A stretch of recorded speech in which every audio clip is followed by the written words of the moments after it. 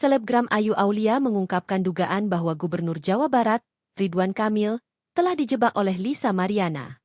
Ayu sendiri mengaku mengenal sosok keduanya. Ayu dulunya berteman dengan Lisa karena satu profesi.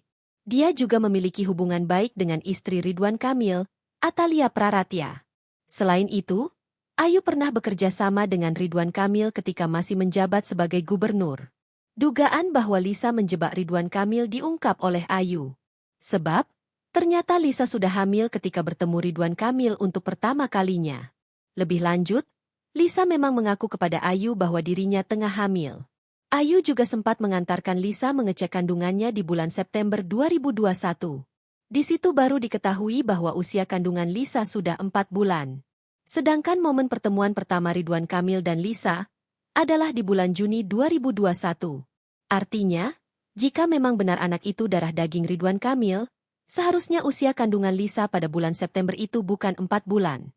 Perempuan 30 tahun itu pun tak habis pikir dengan Lisa Mariana yang tega menyebarkan informasi palsu. Menurutnya, perbuatan Lisa itu sangat kejam. Ayu sendiri merasa prihatin dengan istri Ridwan Kamil.